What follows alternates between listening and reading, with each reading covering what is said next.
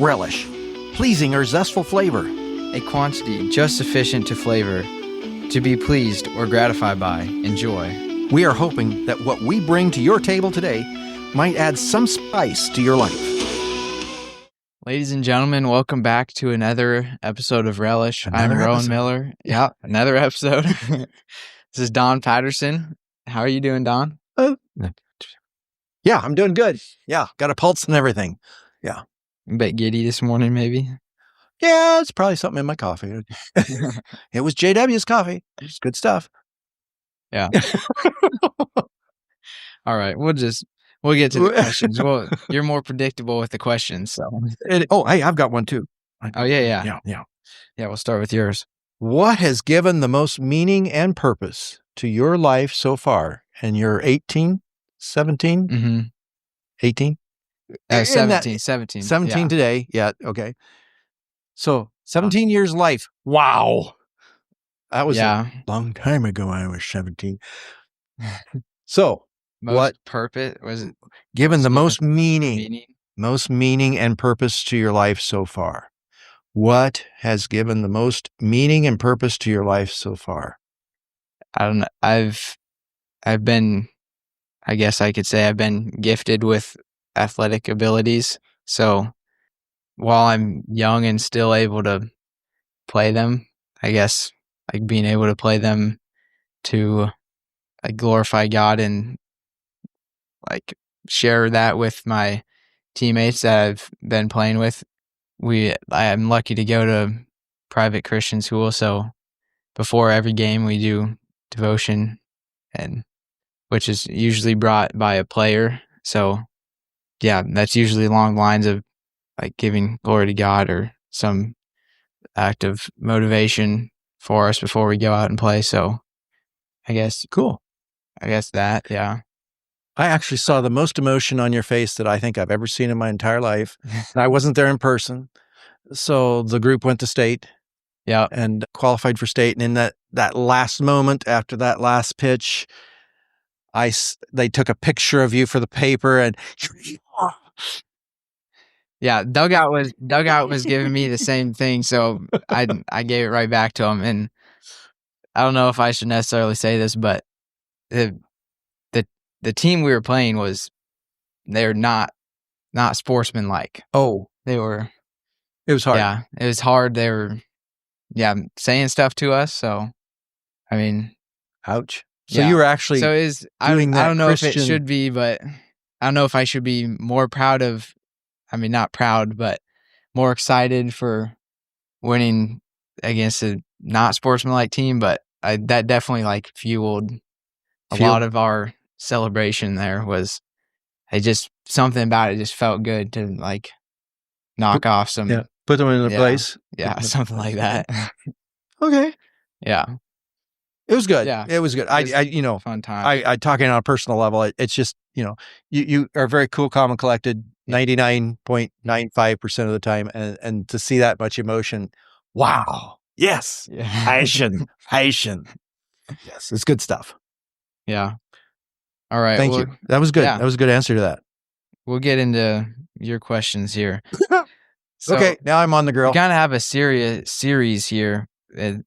So kind of explaining the Tower of Babel. So like, why did God want to disperse all these people across the earth? And like, why do you want to confuse them? Is that where all like the languages that we have now, is that where we would believe they came from? And is that when he dispersed them, is that when like the rest of the world other than that region was populated, or how did that work? There's actually two different events, but yes. Okay. So in chapter 11 of Genesis, we have the story of the Tower of Babel. And what's interesting is they point out right from the start that the world had one common language, one speech. Yeah. And as they moved eastward, now if you look at the geographics of that area from and eastward, it meant that, yes, they were populating the earth. They were moving around. So, but there was, and archaeologically, there were a lot of people in that area at that time. Mm-hmm.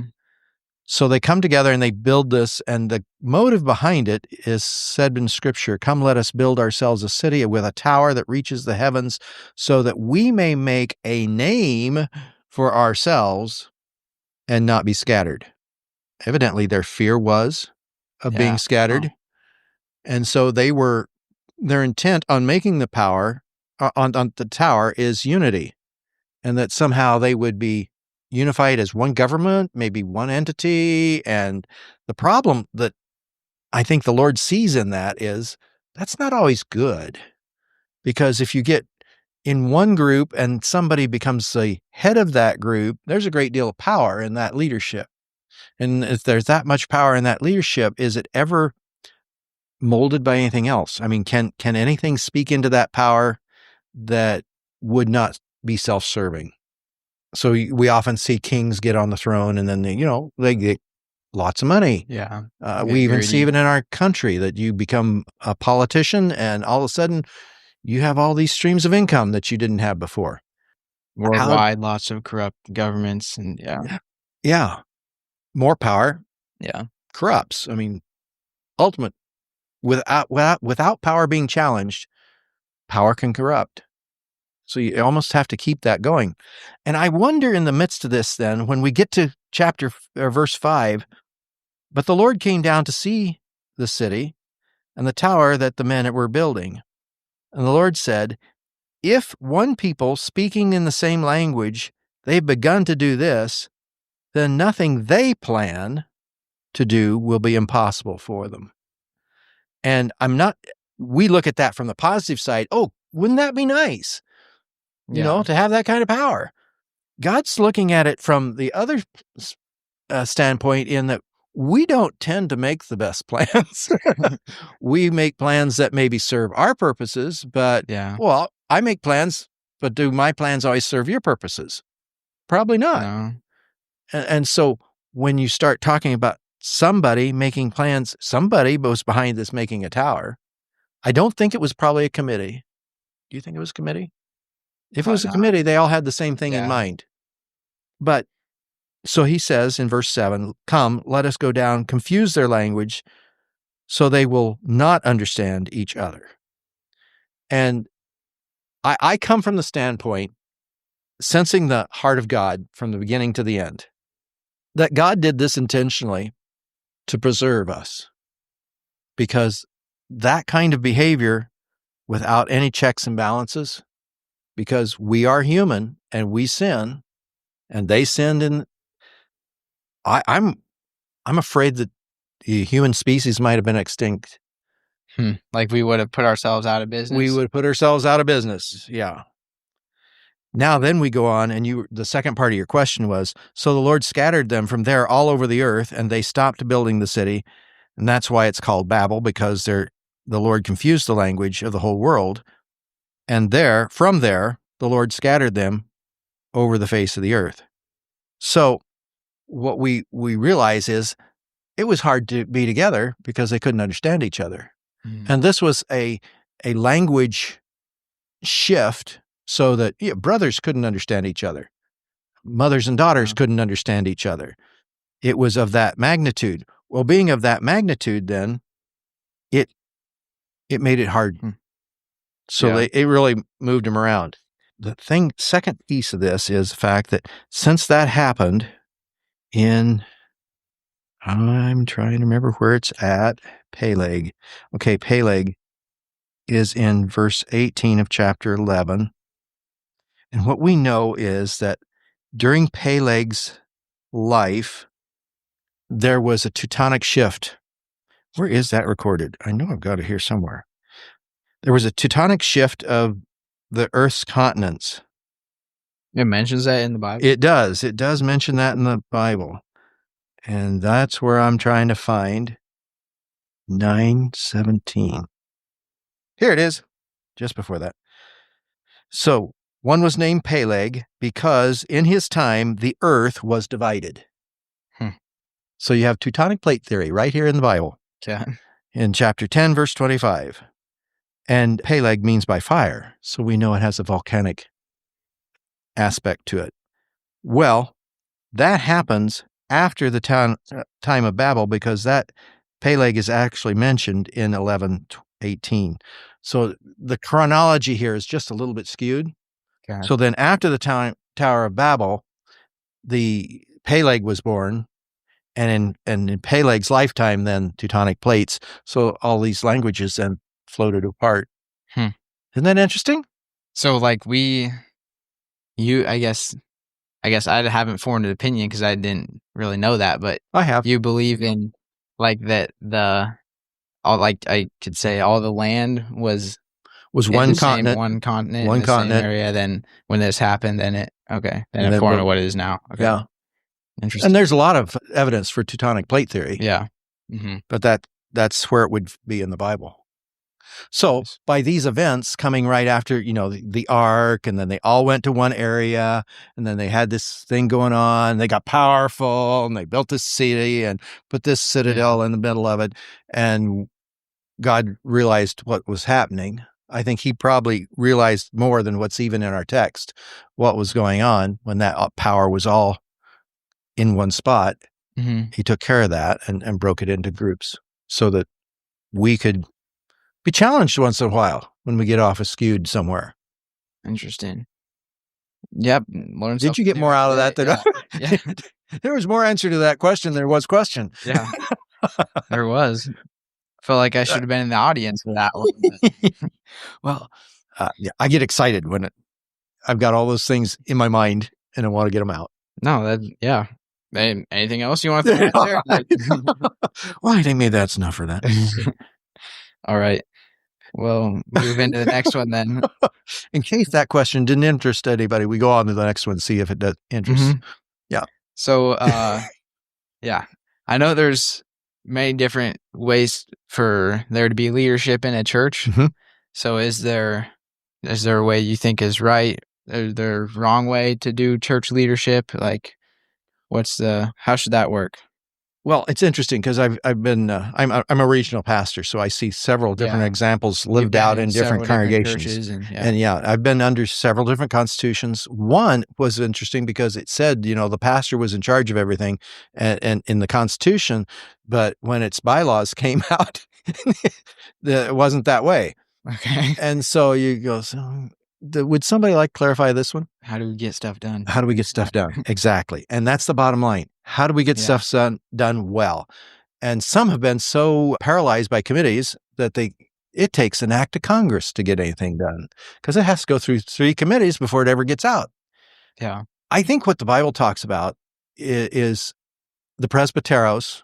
So you'd have somebody overseeing congregations, maybe a group of congregations. Okay. And then each congregation would have a pastor or a couple pastors that would help lead the congregation, but they aren't by themselves.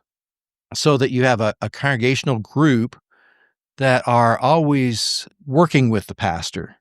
Okay. Because just like we talked about here in chapter 11 of Genesis. Yeah. Part of that happened because all the power was centralized. And so they decided to build this thing, and don't think they had a committee. I don't see any committee, Yeah. And so they could work with the pastor on things and make sure it doesn't go awry.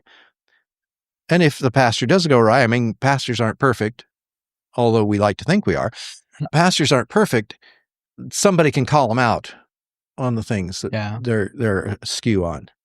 So then I think having oversight of congregations, and that person, like I'm a regional pastor. Yeah. I'm not by myself. I have 11 brothers and a couple sisters that we actually oversee congregations, and then we meet once a month to discuss how things are going. Okay. And that way we can keep each other accountable as regional pastors.